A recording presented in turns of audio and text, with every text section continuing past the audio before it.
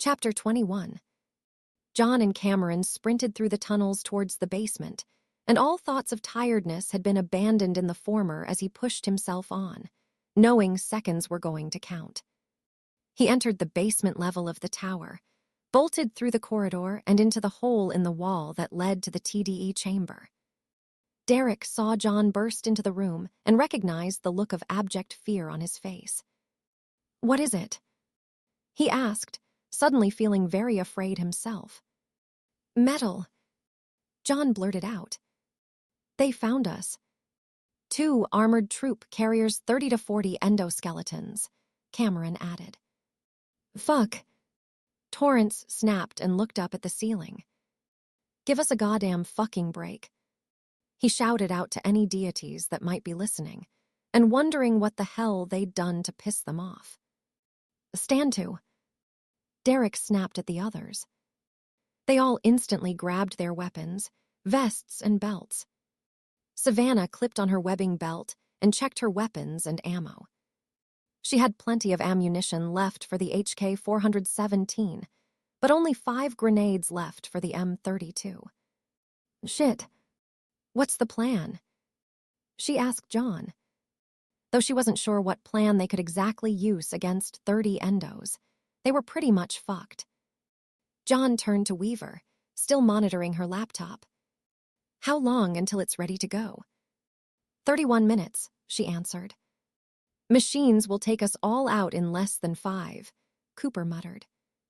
"They're looking for a way in," Cameron told him. "It will take them time to find manhole covers. Then we wait by the nearest manholes and blow them away as they drop through one by one," Allison growled. "They can only get through one at a time. We smash the metals into junk as they do." Weaver knew the layout of Zyracorp better than anyone, and also knew Skynet's tactics well. "That's a bad idea." She stared at Allison, as if she were a teacher addressing a particularly stupid child, earning a scowl from Cameron's human twin. "They have HKs," Cameron added. "They'll blast a wider opening." "The best idea," Weaver said, "is to lure them through the tower above." She had a point, John thought. The remains of the building above them would be masses of rubble and shattered walls and debris that would provide them with cover and obstacles to throw in front of the machines. "We'd better make sure the staircase is still intact," he added. "If not, then that plan would go straight out the window." A more urgent thought came to mind, and he pulled out the very last block of Semtex they had, went over to the exposed electromagnetic tower, and stuck it onto the far side, out of sight from anyone who didn't know what to look for, along with the remote control. Allison looked at him strangely, wondering what the hell he was doing attaching explosives to the TDE. "We can't let Skynet get its hands on this," he explained. "Once we're all through, we've got to make sure the TDE is destroyed. This one will go off 10 seconds after the button's pressed." "Makes sense," she shrugged. Derek led everyone out the room towards the staircase, leading to the surface, but Weaver reached out and grabbed John. "We need to talk," she told him. "I'll catch up," John said to Derek. He turned around to face Weaver, and Cameron remained by his side. "What is it?" he asked. "There's only time for one transition," she told him. "And," John stared at her, not getting her point. "There's limited space in the sphere," Cameron replied, understanding what Weaver meant. "We won't all fit in." "Wait a second," John said accusingly to Cameron, his eyes widening in shock as he took in what she was saying. "They'd have to leave people behind." "You knew about this." "I didn't expect Skynet to find us this quickly," she replied. She genuinely believed they would have had time to send several bubbles back, given all the damage she'd done to Serrano, Point's power distribution systems, and effectively rendering the AI blind in the region. "I'm sorry," she added. John nodded sullenly. He believed her, accepted it wasn't her fault. "How am I supposed to tell them all?" he asked. "Don't," Weaver replied simply. She saw John opening his mouth to protest, but she cut him off before he could say a word. "The three of us have to go back. The rest won't accept it. They'll fight over who gets to go. The machines will break through before the TDE ready." John froze for a moment, stricken with indecision. He couldn't believe the cold callousness of what Weaver was suggesting. It was just so completely, sickeningly wrong, but at the same time he could see she was right as well. They had to do whatever it took to hold the machines off or none of them would go back. So many people had already died because they'd followed him, and now more would have to be abandoned after risking their lives for him. It made him sick to his stomach, and he didn't know if he'd ever be able to forgive himself. He turned away from Weaver, disgusted with her as well as himself, and left the TDE room to follow after the others.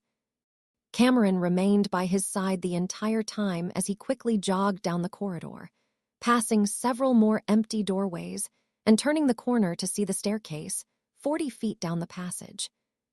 They ran up it and emerged through the wide doorway at the top into the ground floor. The pristine, spotless and immaculate corridors he'd seen when he'd last been here were gone, replaced by a labyrinth of rust and ruin.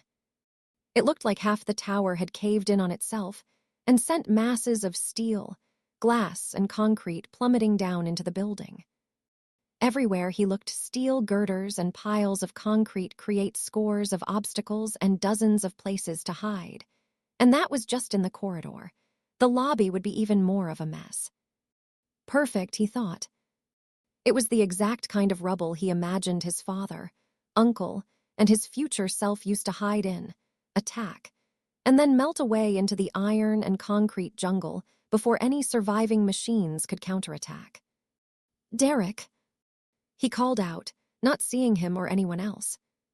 "Savannah." Derek appeared from behind a large concrete right angle with steel poles protruding that had probably once made up the corner of the building. "What's the verdict?" Derek asked John. Allison, Savannah, and the others filtered in from various other sections, seeming to appear from nowhere and reinforcing John's decision to use the place. "This is where we make our stand," he told them. He turned to Cameron. "Time." 28 minutes, she told him. She was constantly keeping track of how much longer they had left before the TDE was ready. To be safe, she deducted 30 seconds off the deadline. "Hell of a long time," Allison said. "We can hold them here," John replied. "Set up defensive positions from the building's entrance and all the way in. We draw them in and give them something inviting us. Hold as long as we can in each spot, and then move to the next." He looked at them all and saw nervousness on every face, even Savannah's, though she was doing her best to hide it well. "Timing's going to be critical," he added. "Don't fall back too late or too early. We need to keep them interested so they don't try to find another way in, but don't wait too long or you'll be overrun." "Target their plasma rifles," Cameron told them. "Stop them shooting back and they'll have to kill you with their hands. You'll have more time to fall back." Savannah turned towards the group and pulled up her bandolier of grenades. She picked a few of the explosive orbs and handed them around to everyone, one per person. Cameron had her own concerns. She only had 24 shots left in her plasma rifle. She needed to acquire one from any endos they eliminated. "So that's it," John said. "Lure them through here. Hold them as long as we can and fall back in stages to the TDE. Any questions?" "Just the one," Cooper piped up. "How do we make them come through here and not somewhere else?" John led Cameron down the stairs and into the basement corridor. Everyone else but Weaver was up top, and she was in the TDE room making last-minute alterations and monitoring any changes to the TDE, looking out for any problems that may arise. It was just them, and that's exactly how he wanted it. Cameron looked at him quizzically. She didn't know what he was doing, moments before they were about to engage the machines. "We should be preparing," she told him. "We don't have long." "This won't take long," John said, as he led her around the corner and stopped there. He reached for her hand and held it gently in his, unconsciously running his thumb along her knuckles. He closed the distance between them, leaving only inches between their bodies as he looked squarely at her, locking their gazes together. "There's a good chance none of us will make it. You know that, right?" Cameron saw something in his eyes she couldn't identify. He was nervous, which was natural, she thought, given what they were about to do. But there was something else. His expression was softer, a slight smile on his lips even as he admitted they had a low probability of survival. "I know," she said. She knew the exact probability, but decided it was best not to mention it and to let him say what he wanted to. "I've been thinking about Allison and Kyle, how she said to him life's too short. She was right." He took a nervous breath before continuing. "I'm sorry, Cameron. I'm sorry I treated you the way I did after my birthday. I shouldn't have. It was wrong and you deserved better." Jesus Christ, he thought to himself. That was an understatement. She'd saved his life day in and day out, always looking out for him, and he'd repaid her with complete hostility and running off with Riley. Cameron curled her lips upwards in a slight smile. She recalled how he'd behaved towards her, and she'd been confused by it. She didn't like it when she couldn't guarantee his safety, and she was uncomfortable not being around him. She realized it meant a lot to her that he said it, and she could tell from his facial expression and his vital signs that he meant what he was saying. "I'm sorry, too." She squeezed his hand gently, finding pleasure in the tactile contact between them. "For trying to kill you." "To be fair," John said with a slight grin, "I was an annoying little shit back then. I probably had it coming." Fuck it, he thought. Allison was right. Life is too short. He leaned his head down, closed his eyes and pressed his lips gently against hers, surprised at how soft and warm they were as his head started to spin. Cameron didn't move for a moment. She hesitated, unsure how to respond. She smiled against his lips, strangely enjoying the sensation and the intimacy. She didn't know why she liked it, but she did. She kept her eyes open as she parted her lips and kissed him back, and decided after they returned to the present, they would have to explore this in more detail. John reluctantly pulled away, and they stared at each other for a long moment, both knowing that this was unfamiliar ground they were treading on and unsure of the next move. "That was nice," Cameron said, a slight smile still parting her lips. John simply nodded, still holding her hand. He didn't know what would happen between them now, but he was adamant they'd both survive to find out. "What the hell am I doing out here?" Savannah stepped slowly and quietly forward through the piles of rubble and collapsed ceiling as she made her way out through Zyracorp's front entrance. The hairs stood out on the back of her neck, and a chill ran down her spine. She crept forward, inching along and making sure she stepped as gently as possible, taking great care not to accidentally kick anything loose or tread on anything that might crunch under her boots. She stepped out into the dark night air and heard the whirring of HK engines to the south, behind the building. She saw a few endos marching out away from the building, searching for a way in.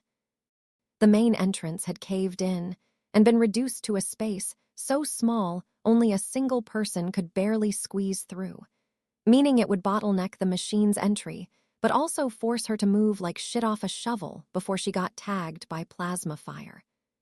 She stepped out away from the building and tried to push down the sheer fear that came naturally from being out in the open in the middle of LA, surrounded by 36 endos searching for them. For the 100th time, she checked all her weapons were in place. HK-417, M32, both pistols, both knives, and the 3 grenades on her bandolier. She still felt too lightly armed. She looked around and counted the endos she could see. 3 were in her immediate sight, but she knew once they'd spotted her, the rest would converge. She raised the rifle above her head, took in a deep breath, pumping herself up for what could be a very short fight if things went wrong, and roared out at the top of her voice. A deep, animalistic scream of rage and aggression, using the anger and pain at losing Ellison to fuel her as she bellowed out a war cry as loud as she could, calling out a challenge to the metal to come and get her. She flicked her rifle to automatic and fired off a sustained burst into the air.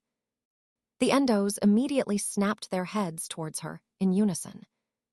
The nearest unit glared at her with its gleaming, grinning skull and soulless, malevolent red glowing eyes that locked with hers. Time slowed down to a standstill as human and machine faced off against one another, and Savannah found herself mesmerized, unable to tear her eyes away from its eyes. All she could do was stare back. "Run!" Cameron's voice snapped her back to reality, and she bolted for the main entrance as fast as she could, weaving and jackknifing to dodge the plasma shots that whipped above her head. So close she could feel the intense heat emanating from them. Her heart went berserk inside her chest as adrenaline coursed through her veins and pushed her through the exhaustion of the last 48 hours, renewing her strength. She dived through the hole, just big enough to accommodate her slender form, and rolled on the ground beyond the entrance. She got back to her feet and ran to a pile of steel girders, office desks, and collapsed ceiling, ducking down behind it and finding herself next to John. "Nice work," he said, as Savannah pulled out her magazine and slotted in a fresh one. The old one had been half full, but she didn't want to run out of ammo at a crucial moment. If there was a lull in the fighting and she wasn't expecting one, she'd worry about redistributing her ammunition, and not until then. "They took the bait," she told him. "Don't fire until I do," he replied. He made out the form of an Endo approaching the hole and watched as it got closer. A metal fist smashed through the concrete and tore a large chunk of it away, widening the gap. It plowed its foot through more as hard as it could and shattered the concrete, creating a man-sized hole through which it stepped and entered the building. Cameron emerged from its side and tore the plasma rifle from its grip, then kicked it down onto its backside and stepped away. "Now!" John shouted as he pulled the trigger. Immediately, Savannah's fire joined his, as they poured rapid series of single shots at the machine. 7.62s smacked into the machine and caused it to twitch with each impact as Cameron turned the plasma rifle on it and shot 3 times, aiming for the chip port and blowing it apart. The machine dropped to the ground, but already more approached the entrance. The plan was working. "Cameron, get back," he told her. She complied and moved beside him and Savannah. "Feel better?" he asked Cameron. She'd been adamant she needed either another plasma rifle or a full magazine, and now she'd got it. That had been her insistence, and he had to admit that with it, their chances of actually making it through this went up a notch or two. "Yes," Cameron replied as she held a plasma rifle in each hand. She couldn't tell exactly, but she estimated she had at least 45 shots in the new one. "Fall back," she told Savannah. The redhead nodded and reluctantly left them to retreat to another position further back. She moved to the side of the main lobby, along with Myers, to cut off the machines if they tried to flank them. "You ready?" John called back to the smashed security desk behind him, looking like half a hexagon in shape. Support beams that had held up the floor above had snapped and collapsed down on it, crushing the middle, but the sides of the desk still remained. "Ready," Derek nodded. He crouched behind the desk with Cooper at his side. "As I'll ever be." He wasn't afraid to admit he was scared. He wasn't shaking or anything, but deep down he was terrified. They were inviting the machines to come in and try to slaughter them. 30 Endos against 9 of them 8, he corrected himself. The liquid metal bitch wasn't even bothering to help them. It just pottered around downstairs with its damn gadgets. "Don't fire until we fall back," John instructed Derek. He didn't want the machines to know how many of them there were, and everything depended on proper firing and maneuvering to keep the machines bottled up top as long as possible. Another endo reached the entrance and started to step through. Behind it were more machines waiting to follow after it. "Try and bottleneck them here," John said quietly to Cameron. If they could force them to keep going one at a time, they might last a little bit longer. 23 minutes, Cameron told him. If it reached 1 minute, and they were still fighting, she determined she'd drag John down the stairs as fast as she could and throw him into the TDE. John flicked his rifle to automatic as the first machine entered and stepped over the downed unit. Firing! John loosed several bursts at the machine and rattled its head like a pinball as the endo raised its own rifle and fired. Cameron fired a split second before it, and her shot struck its arm and forced the incoming plasma bolt high, missing John by inches.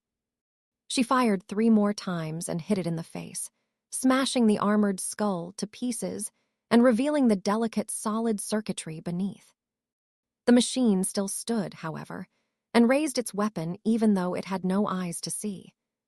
John had already rolled to his right and fired another burst into its exposed inner workings, shattering its cybernetic brain and felling it. More units outside paused in their advance. Instead of approaching, they held their ground, and seconds later, they turned and started to march away.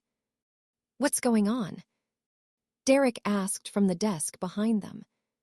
They couldn't have just won the first round, could they? "Get down!" Cameron shouted at all of them, forcing John down to the ground and shielding his body with hers as the entrance exploded in brilliant white flashes, vaporizing the wall it struck and flinging fragments all over, erupting a cloud of smoke and red hot, melting segments of wall. "What the fuck was that?" Cooper shouted. Cameron didn't need to see it to know the answer. She'd already said it before. "HK, it made a bigger entrance." John, Derek, and Cooper all saw that Cameron was right. The HK's shots had blown the entrance wide open, and he could see the machines all stood at a safe distance. Now they started to advance again towards them. "Let him just get inside," he said to Derek and Cooper as well as Cameron, as he switched his battle rifle for the AA-12.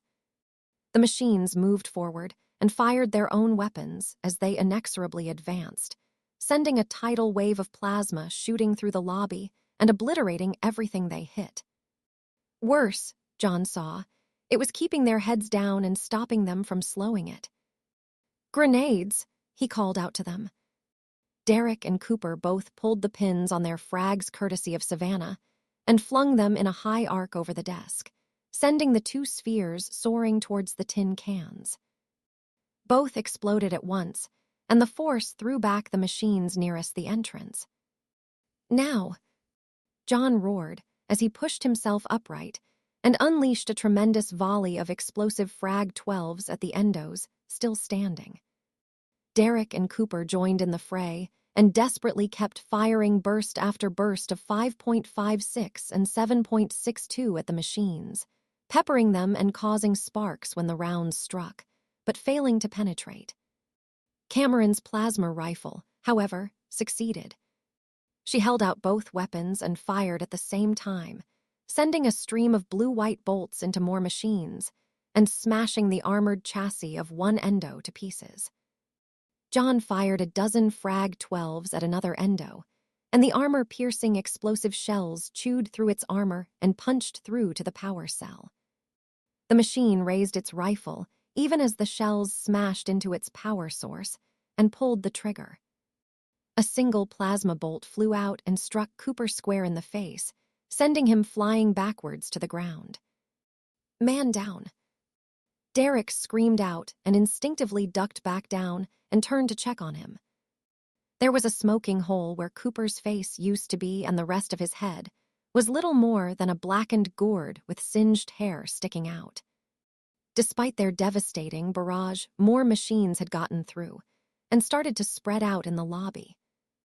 They unleashed their own waves of fire that forced the defenders to keep down as the plasma fire cut down everything it touched. "Fall back," Cameron told John and Derek as another incoming volley of plasma flew inches over their heads, so much it was like a blanket of glowing, superheated gas above them. Not even a fly would have managed to escape that amount of fire.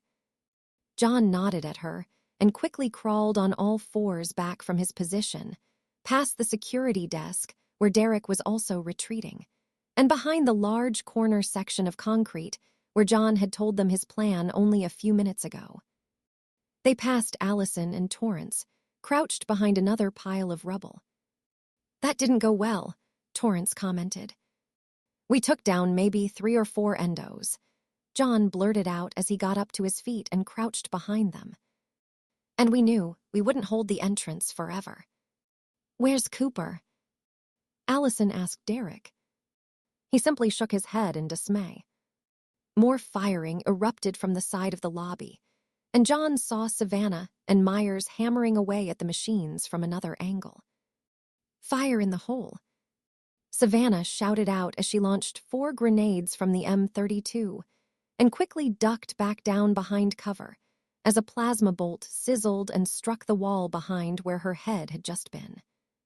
A split second later, explosions rocked the entire lobby, and more ceiling came crumbling down in an artificial avalanche, raining debris onto everything. She and Myers sprinted towards the back of the room and the adjoining corridor that led downstairs. The plasma fire ceased, and the entire scene turned silent save for the creaking of the protesting structure around them. "Think that bought us a minute or so," she said to John as she ran past his position. "We've got another problem," Allison said as she watched a trio of endos walking through the smoke and the dust. She fired her M4 at them as she realized what they were doing. "They're going for the elevator shaft," she called out, increasing her fire and wishing she had more than a crappy M4 on her. "We have to move," Cameron told John once more. She turned to Allison and Derek. "Keep them away from the elevator," she ordered them, receiving a nod from them each in reply, their distaste for her all but forgotten in the chaos of battle. They knew if the tin cans breached the elevator shaft, they wouldn't last another minute. Cameron grabbed John's hand and tore down the stairs, dragging him down with her as he tried to resist and stay up top. "We can't leave them," John snapped at her as they got halfway down the staircase. He tried to break free from her grasp, but she was too strong. He couldn't do it without dislocating his whole arm at the shoulder. "I won't risk it," Cameron said adamantly. She locked eyes with him and stroked her thumb along the back of his hand. "I won't lose you," she added, her voice turning a tone softer. She heard a scream upstairs and knew someone else had been hit. She wasn't going to risk John being the next one. Once they were down to the basement, she led him into the TDE room, where Weaver was still making minute alterations and working away on the laptop. "What the fuck's wrong with you?" John snapped at her, his anger at being dragged down now turning on Weaver. "They're dying upstairs, and you're fucking around down here." "Come with me," Cameron told Weaver. The T-1001 stared at her for a moment in surprise. Weaver wasn't used to being told what to do. She was always the one giving the orders. "They're expendable," Weaver said to both of them. "Their past selves will survive if we succeed in stopping Skynet." Cameron stared at Weaver for a moment. "No one's expendable," she said, mirroring John's previous words to her. Human life was sacred, a value John Henry possessed, but now she too was coming to understand. Some John were more important than others, but at the same time, these people had risked their lives to help him, and she wouldn't abandon them unless there was no choice. She was surprised at herself. Beforehand, she would have left them behind without hesitation. Now she wouldn't. Cameron led the way out of the room and down the corridor, towards the elevator doors. They were closed, which Cameron took as a positive. They hadn't breached it yet. The sound of gunfire drew closer, and she heard Savannah shooting from the top of the stairs, and Allison shouting at Derek to fall back. "Stay down." Cameron pushed John down into a crouch and stood partially in front of him, blocking part of him with her left leg and lower body, as she raised her 2 plasma rifles. John nodded and raised the AA-12 to his shoulder and aimed at where the upper chest would be on a tall man. Something thumped behind the doors, followed by second thud and a third. A second later, there was a loud crash, and the stainless steel elevator door buckled. More punches warped the metal until a fist emerged through the middle and pulled both doors open, revealing 3 endos inside the elevator car. John and Cameron opened fire with an ear-splitting salvo of explosive shells and plasma rounds that enfiladed the machines before they could fire a single accurate shot. A few were forced off target by the fire crashing into them and piercing through their armor. The machine John shot didn't go down, however, and Weaver instantly morphed her hands into large hammers and smashed them against its head, knocking it off balance. One of her hands molded itself into a hook, and she curled it around the endo's neck and pulled with all her might, yanking it clean from the car and throwing into the corridor. She swept the hammer arm out and whacked its plasma rifle from its grasp, then brought it down hard on the machine's head. The skull cracked beneath the tremendous blow, but still held in one piece. It kicked out at Weaver and forced her legs out from beneath her. She stuck her arms out as she fell, and her upper half split into 2, and instantly morphed into legs and feet as they hit the ground. The rest of her body turned silver and molded, her head absorbing back into her body as her hips and original legs thinned out, redistributed her mass, and finally she returned to her original shape within a second of her losing balance. She stepped on its neck to pin it down as John aimed the shotgun at it and held down the trigger. The high-explosive armor-piercing shells tore from the weapon like thunder and crashed into its skull, shattering the metal and blasting its head apart. "These things are really hard to kill," John sighed. Cameron made it seem easy with her plasma rifle, but the rest of them were having a real tough time of it. She picked up the downed machine's rifles and handed them to Weaver. "Now you can help," she said. John smiled slightly at Cameron, realizing he'd been wrong about her when she'd dragged him down the stairs. She wasn't leaving them. She'd seen the endos going for the shaft, just like Allison had, and had planned to get reinforcements. He had to admit Weaver would be one hell of a cavalry charge. "Get up there and help them," John barked at her. "If you help, we might actually have a chance." Weaver stared at John and was curious if his future self had been similar. She'd never met the man before, and if he'd been anything like this John, then she admitted to herself she'd been too hasty in her judgment of him. In this timeline, too, between him and Cameron, they could accomplish something great, more so with her guidance. "Very well," Weaver said, clearly irritated at being given orders. If she were human, she might have sighed or rolled her eyes. She grew a third, chrome arm out of her chest and picked up all 3 plasma rifles. A 4th appendage sprouted out from her back. It extended up to the first floor, secured itself to a sturdy metal beam, and she reluctantly pulled herself up the shaft to the ground floor. "Fall back," Savannah shouted out to Derek and Allison. The pair of them had joined together after Myers had been killed, and now it was just the 4 of them, Torrance included, trying to hold back God only knew how many more machines. "They've breached the elevator shaft," Allison called out as she watched the trio of machines tear, the doors open, and drop down inside. She heard a brief exchange of fire and the loud, booming reports of John's shotgun before it fell silent. "That's Connor dead, then," she thought. Derek kept firing at an endo approaching as she pulled the pin on her grenade and tossed it forward. The grenade hit the ground and exploded, throwing the endo back into another behind it and enshrouding both machines in an erupting cloud of dust and smoke. "Move," Derek shouted to her, knowing that would only buy them a few seconds before the tin cans got back up. "Where the fuck is Connor?" He growled. "I think he bought it," Allison replied. They darted around the corner and ran back towards the staircase as Savannah and Torrance came forward, the former wielding the RPG on her shoulder. Torrance turned the corner and started shooting through the thinning smoke at the endos, covering Savannah as she took aim with the RPG, centering the crosshairs dead on its chest. Scores of shots surged forward, so dense and so rapidly, it was like a sheet of plasma shooting through the air. Half a dozen bolts struck Torrance, and his whole body flash-boiled and fell apart. A red cloud burst from him as he gave out a short cry of pain.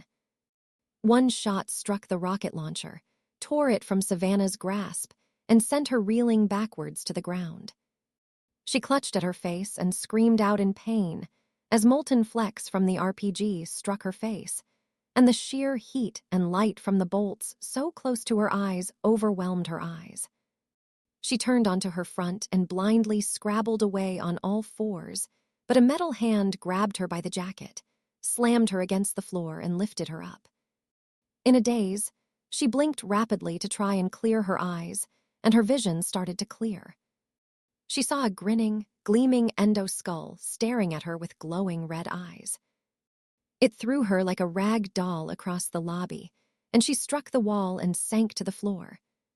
She didn't know how nothing seemed broken, or how she hadn't been knocked out, but she wouldn't go down without a fight, and loosed off a whole magazine from her HK-417 into its face and chest, not even slowing it down. It approached her, raised its weapon, and she braced herself for the shots that would burn through her any second now. A rapid volley of plasma bolts shot through the air and struck the endo from the side, obliterating the machine's head in a split second, and it dropped on top of her. She looked up and saw the liquid metal thing step out of the open elevator doors, brandishing 3 smoking plasma rifles in its arms. Weaver turned the rifles on the other machines advancing and unleashed a devastating flurry of fire at their attackers. Savannah watched in wonder for a second as scores of glowing bolts zipped across the lobby and obliterated endo after endo, rendering Skynet's deadliest soldiers into little more than scrap metal without apparent effort. Savannah knew when to get the hell out, and she dashed down the stairs, passing Allison and Derek.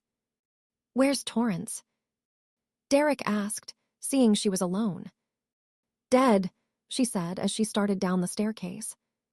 "What the fuck's going on up there?" Allison asked her, hearing the constant thrumming of and high-pitched whines of plasma fire out in the lobby. "The liquid metal's kicking the crap out of the other tin cans," she replied. "Get down here." John shouted to all of them.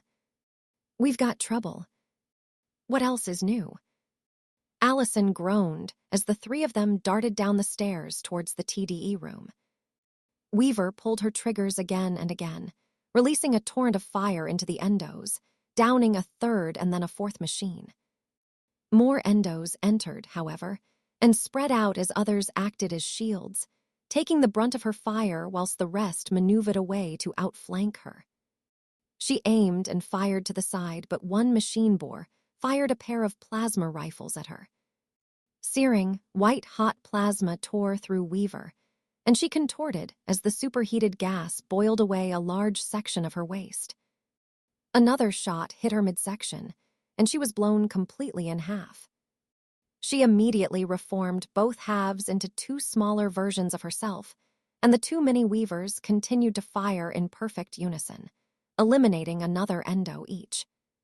The ceiling and wall at the front exploded and tore open as HKs outside fired more shots to create a bigger entrance for the attacking machines.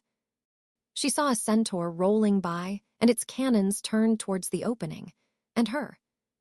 Massive plasma bolts smashed into the floor around her and boiled more of her away. One of the mini-Weavers lost molecular cohesion, and one whole side of her sagged down in a gooey mess. For the first time in her existence, she experienced fear as more and more shots struck her, and the heat from the weapons vaporized parts of her mass on impact and ruined the surrounding polyalloy, damaging it to the extent she couldn't reform herself. Another shot engulfed one of her 2 forms completely, and even though they weren't connected the other half, felt the loss as much as if a human were to suddenly lose a leg. She turned round and tried to retreat to the elevator shaft, but a pair of endos targeted her and loosed a torrent of plasma shots on her, equaling the salvos she dished out to them. Each hit damaged her more, and she collapsed under her own weight. She dropped to the ground, and still the machines continued firing, pumping shot after shot into her until she lost all cohesion, collapsed into a semi-solid, gooey, twitching mass. Weaver knew she wasn't going to make it back to the TDE. She'd been too badly damaged, and she couldn't repair herself. She consisted of several billion-minute, microscopic machines that worked in unison, and whose attachment could be altered to allow her to change shape.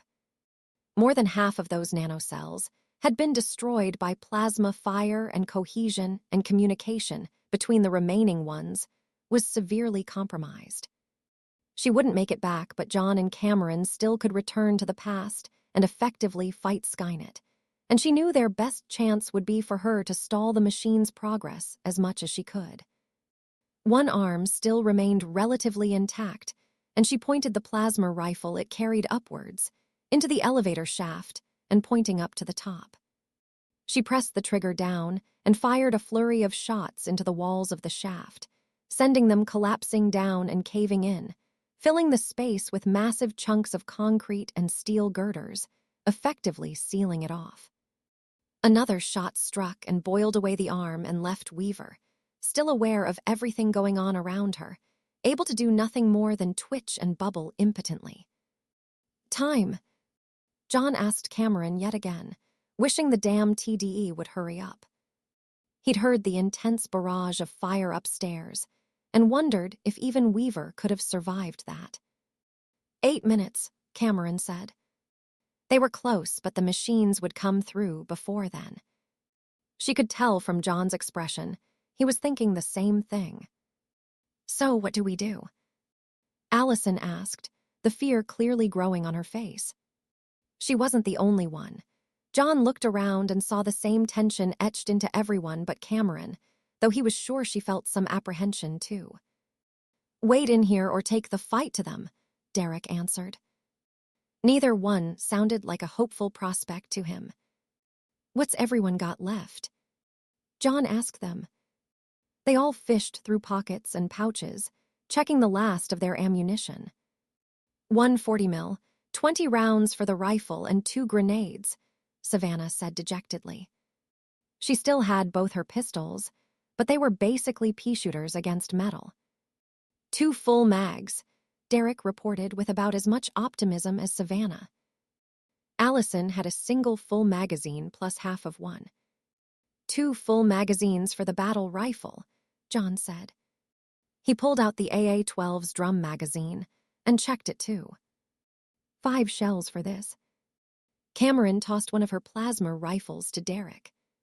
He caught it awkwardly and slung it over his back. "It only has 6 shots, she told him. Her remaining rifle had 17 rounds left. "Better than nothing," he shrugged.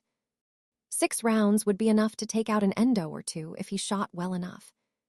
7 minutes, Cameron told them. She heard an explosion out to the far right and instantly knew what it was. "They're coming in through the sewer," she said. "For fuck's sake," Derek hissed savagely. Savannah led the way out of the room and out to the right, away from the staircase and down the opposite corridor. She could see through the hole in the wall, leading into the sewer where they'd entered from another explosion that rocked through the tunnel. "They're blasting their way in," she said. "Movement at the stairs," Cameron reported, hearing the endos starting to descend the staircase. The machines were attacking from 2 flanks at once. "Hold them off at the sewer," John told the 3 of them. "We'll take the stairs." John and Cameron moved to the left to cover the staircase and waited for the machines to appear. Savannah crouched behind the hole in the wall and watched as a 3rd shot penetrated the ground above and sent debris raining down. One endo dropped through the hole they'd made, followed by another. "Contact." She darted through the hole and took up position crouching in a side tunnel. Derek and Allison followed through and set up on the opposite side of the tunnel, in a small parting a few meters ahead of Savannah. Derek opened fire first with HK 417. The rounds barked out of the barrel, smacked into the lead endo with audible clangs, and even dented the armor minutely in some places. But the machine didn't halt its advance, even as Allison joined in the fray. "Fire in the hole," Savannah shouted as she tossed a hand grenade towards the machines, pulling the pin on her second and throwing it before the first had even gone off. 2 explosions rocked the tunnel and threw the machines backwards, and she brought the M32 to bear as the smoke started to clear, targeted a third machine and fired. The round smashed into its chest and launched it backwards onto the ground with an eruption of smoke and sparks. The machine quickly got back up to its feet, its armored breastplate and shoulder a charred, tangled mess. It tried to raise its plasma rifle, but it appeared unable to move its gun arm. Savannah dropped the grenade launcher and brought up the rifle. She started to take aim once more, but the ceiling creaked and groaned loudly in protest above her. "Fuck." She turned round and dived back through the hole, hitting the floor of the corridor with a grunt as she tucked her head into her chest and rolled with the impact, straight back up to her feet. She turned back to the hole and reached out. "Come on," she urged Derek and Allison. The 2 of them backed towards it as Savannah fired through the hole, trying to keep the machines occupied as Derek covered Allison's retreat to the wall. The groaning increased, and soot and dust fell down onto Savannah. She looked up in time to see the ceiling giving way and instinctively dived backwards away from the hole as the whole thing caved in and collapsed, sealing the hole and trapping Derek and Allison outside in the sewer. She looked down her body and saw a thick, heavy slab of concrete on the ground hanging an inch above her shins. She stared at it, realizing if it had been that 1 inch lower, it would have broken her legs or pinned her to the ground. She got up to her feet and tried to pull away chunks of the ceiling and floor above. "Are you okay?" she shouted out. No reply. She could still hear firing behind the collapsed section and heard shouting on the other side, but she couldn't make it out. Seconds later, both the shouts and the gunfire ceased. "Shit." Cameron fired twice at an endo as it descended the staircase. The first shot tore through its eye, vaporized the lens and cracked the armor around the cheek, eyebrow, and the temple. The second shot struck the exact same place and shattered half its face, revealing the delicate circuitry beneath. It swayed on its feet and stared at Cameron with its one remaining eye, until a single shot from John blasted through the exposed neural circuits and finished it off. Before it hit the ground, a second endo rounded the corner of the staircase and raised its weapon at Cameron. She remained routed to the spot and tried to bear her own rifle on it in time. "Get down." John tackled her to the ground as a shot flew over their heads, wrapped his arms around her, and rolled her out of its line of sight. Cameron looked up at him in confusion. He'd saved her, risked his life for her when he didn't have to, shouldn't have done. "I might have survived 1 plasma shot," she told him. "And how would you get back?" John replied. "Your body didn't come through last time because of the damage. Even if it didn't fuck you up, you'd be stuck here." The bullet wound had just about closed up and formed a scab, but any more damage would trap her here in the future. "As long as you survive," she said. John shook his head at her, but the endo jumped down the stairs and grabbed Cameron, deeming her the greater threat. It slammed her face against the wall and threw her into the corner. John raised his weapon, but the machine threw a fist back and caught him in the face, sending him reeling to the ground with starbursts exploding all around him. He shook it off and realized he'd somehow managed to keep his weapons in his hands as he went down. It ignored him and advanced on Cameron as she started to get back up, but her own weapon had been knocked from her grasp, and she was defenseless. A red mist descended over John at the sight of the machine, a second away from killing her. "Hey." He shouted at the machine as it stepped towards Cameron and aimed its plasma rifle. It turned towards John as he snapped up the AA-12 and fired his last rounds. The armor-piercing shells ate into the tough armor and gouged deep holes, cracking the breastplate and forcing it a step backwards. The second the gun clicked empty, John dropped it and raised his rifle. He launched himself at the metal as it took a step back, caught it off balance, and the pair of them toppled down to the ground. John roared out in pure animal rage, baring his teeth and sending flecks of spittle flying into the machine's face, and thrust the rifle at its head, forcing the barrel into its open mouth. He held the trigger down on full auto, and the gun roared and shook violently in his hand as rounds hammered into the weaker plating in the roof of its mouth. Its jaw dropped and hung limply before it was severed completely by the burst, clattering to the ground. It took only 2 seconds for John's magazine to empty, and he immediately pulled the gun up and smashed it with everything he had into what was left of the machine's face, roaring out in blind rage as he did so. The endo viciously backhanded the side of John's head and sent him sprawling to the ground. He lay there, stunned, as it got up to its feet and seemed to glare at him, the skeletal head even more creepy without a bottom jaw. Cameron leapt up to her feet and lunged at the machine before it could take a single step towards John. Desperate to keep it away from him, she slammed its head as hard as she could repeatedly into the wall, leaving a large dent that cracked outwards from the impact. She wrapped her arms around its head and twisted to the side as hard as she could.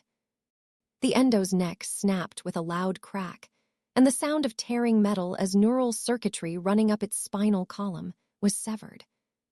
Its red eyes faded and dulled to black, and she dropped its inert, deactivated body, discarding it as if were unwanted trash. She stepped over it and helped John up, grabbed the 2 plasma rifles on the floor, becoming adept at scavenging weapons from downed machines, much like the Resistance had. 2 minutes, she said to him. We need to go now. She handed one of the weapons to John, and they fell back, firing and maneuvering as they moved. Cameron fired several shots, covering John as he moved. Then he lay prone and fired a dozen rounds as she fell back behind him. Savannah. Derek. Allison. He called out as they rounded the corner and broke into a run towards the TDE room. They entered and found it empty apart from Cassie, sat down with her head on the floor, looking pathetically up at John and Cameron, whining slightly. He didn't recall when the dog had become accustomed to Cameron, just noticing she didn't try to bark or attack her on sight. Get in the crater, Cameron instructed John, pointing to the perfect circular indentation in the ground in the middle of the room.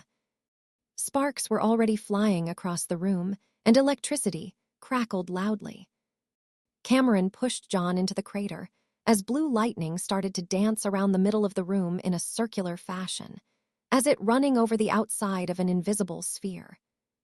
It rapidly became more frequent, and a sphere started to form around him, filling up the indentation in the ground and dominating the center of the room.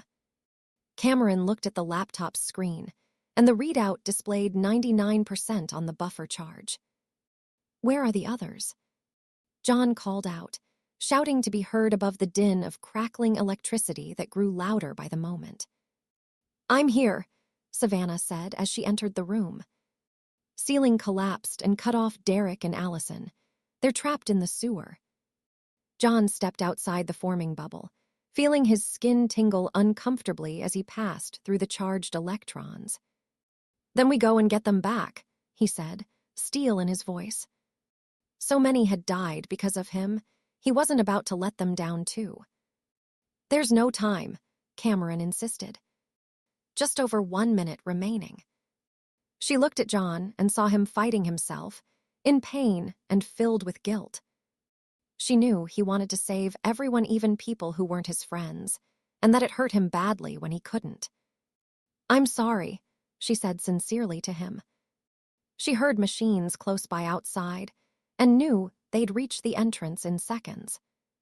John saw Cassie still sat miserably on the floor, waiting for Allison, not knowing she wouldn't be coming. "Cassie, get in," he called to her. The Alsatian just stared at John for a moment and looked away, giving out a slight whimper. "Come on." Cameron snatched the plasma rifle from Savannah's grip and shoved the redhead into the sphere with John. She could hear endos approaching, only seconds away, and fighting them in the open corridor was useless. Instead, she pointed the weapons up at the ceiling above the doorway and unleashed the last of her plasma shots into it, penetrating through until it caved in. Several tons of steel, concrete, and plaster collapsed from above into the corridor and sealed the entrance. She dropped the spent weapons to the ground, satisfied it would hold the endos outside for long enough. The sphere was now fully formed and semi-transparent as she stepped inside with John and Savannah. Cassie lay still and whined, watching them through the haze of supercharged electrons. "Come on," Savannah tried to get her attention. She patted her knees, clapped her hands, whistled, and beckoned, but the dog wouldn't budge. 10 seconds, Cameron said to them both as they crouched down and huddled together closely. Not enough time to drag the dog inside. The crackling lightning and sparks had turned into a full-blown roar, and it was impossible for them to hear anything going on around them. Blue lightning surged and spun all around them, and bright white light emanated from the sphere, growing more intense by the second and forcing John and Savannah to screw their eyes shut. The noise and light show grew into a deafening, ear-splitting and blinding crescendo all around them. Finally, the sphere flashed with the intensity of a miniature star, and a second later it was gone.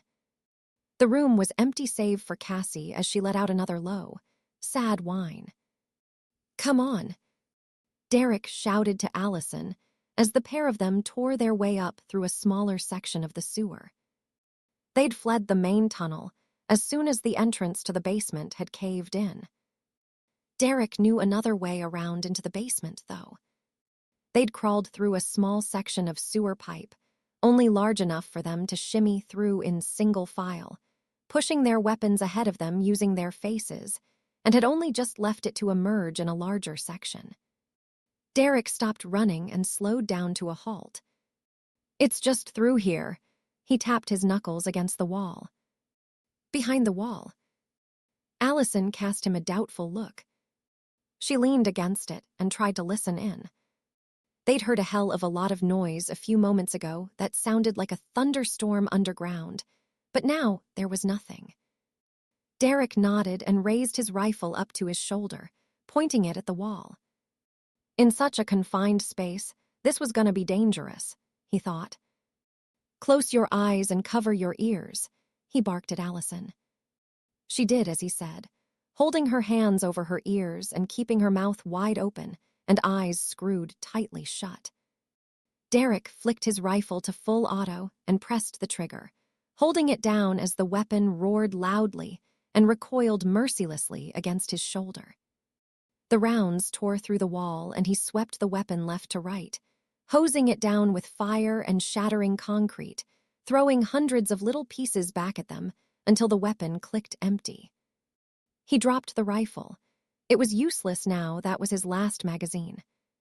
He grabbed Allison's M4 and fired a number of bursts, then smashed the butt against the weakened, pockmarked wall until chunks of it broke away and there was a hole large enough. He squeezed through and held out his hand to help Allison follow. They emerged into a bare room. There was no John, no Savannah, and no tin can. Their clothes had been dumped on the ground in 3 piles. Even their boots were stood in place, as if they'd just vanished into thin air all of a sudden. "Cassie," Allison cried happily as the dog jumped up at her and smothered her in licks. She hugged Cassie tight and fussed over her as Derek checked out the TDE. He looked down at the laptop and read the screen. Time displacement successful. Estimated time until next displacement, 24 hours, 58 minutes. Fuck. Derek kicked viciously at the laptop and smashed the screen. Fuck, fuck, fuck, fuck. They're gone, Allison said sadly, stroking Cassie between her ears and scratching her with her other hand. Cassie nuzzled her face affectionately and snuggled up to Allison, reveling at her attention and knowing nothing of the dire state they were in. Behind the collapsed entrance that led from the TDE room to the corridor, they could hear machines picking, punching, and heaving chunks of concrete and metal away. They were trying to break in. Bastards left us behind. He growled. For the first time ever, Allison found herself sympathizing with John. They didn't have any choice, she said reasonably.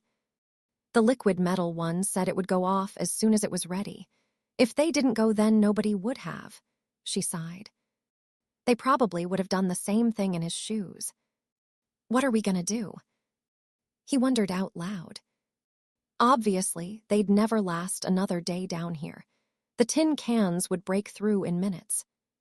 We can get out the way we came in, he said to Allison. We know these sewers. We can find a way up top, get out, and head south like we should have done all along. He realized that would have been their best chance. Teaming up with Connor had been the worst thing ever to happen to them. Mac, Michelle, Marlin, Torrance, Myers, Cooper, Dyer, Kyle. Not to mention Briggs, Mason, and everyone who died in the 888 attack. John Connor had brought them nothing but death. We could just let it go, Allison said resignedly. She'd had enough now. Enough of running and hiding, of losing her friends, of losing Kyle. Even if we made it out, we've got nothing. Skynet's won, she said, fighting back tears that started to form in her eyes. How much longer would the pair of them last, scavenging, worse off than they'd ever been? Alone and miserable, struggling just to survive another day, and for what? Would it really be worth it? What would they have to live for now? Derek caught on to what she was saying. It went against every fiber of his being. His instinct was always towards survival. He went over to the exposed electromagnet, hearing the machines removing more and more debris blocking their path as he did so. He took the remote detonator from beside the Semtex block and held it up, running his finger over the single switch. Allison got up and went towards him, Cassie following behind her as she joined Derek in the corner, and together they sat down with Cassie between them, their backs against the hot electromagnet, acting almost like a radiator as they leaned against it. She relished the heat emanating from it for a moment. She couldn't remember the last time she'd felt this warm. Then, sadly, she did. In Kyle's arms the night before they'd all set out. The happiest she'd ever been in her life had been when they'd been tangled together inside his sleeping bag and sharing their body heat, tired, sweaty, but content. She clung on to those memories of Kyle as hard as she could. You want to do it, or should I? Derek asked, holding out the remote for her. You do it, she said. She looked at the perfectly circular indentation in the ground, deep in thought for a long moment. You think they'll manage it, stop Skynet? She asked as Derek wrapped an arm around her. I hope so, Derek said. Good luck to them. He crossed his fingers for John Savannah, and even the tin can. Don't let it happen again, he said to an absent John. A chunk of concrete exploded outwards into pieces, and a metal fist broke through the rubble barrier. It pulled backwards and ripped a larger chunk out. More fists hammered and tore at the pile, quickly decimating it until it was large enough for the first endo to step through. A second followed it, and then a third. They marched into the room and spread out. The lead endo looked at Derek and Allison, and then at the electromagnet behind them.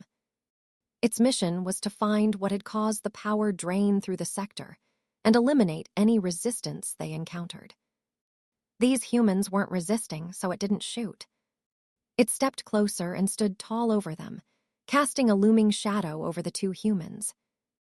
What is this device? It asked them with a tinny, metallic, and slightly guttural voice, like a cross between a vocal synthesizer and a 60-a-day chain smoker, whose vocal cords had rotted almost completely away. Derek couldn't help but grin. He'd never, ever heard an endo speak before. "Fucking stupid voice," he chuckled. He pulled Allison closer, and she leaned into him, wrapping her arms tighter around Cassie and sobbing fearfully. She nodded her head against Derek's shoulder, and he flicked open the safety switch on the remote. "Good luck, Connor," they both thought in unison as Derek pressed down on the switch. In less than 1/100th of a second, the signal flowed to the detonator attached to the Semtex, and the timer counted down. The endo snatched the remote from Derek's grasp, but it was too late. Derek grinned up at the machine and flashed his middle finger as he hugged Allison tighter.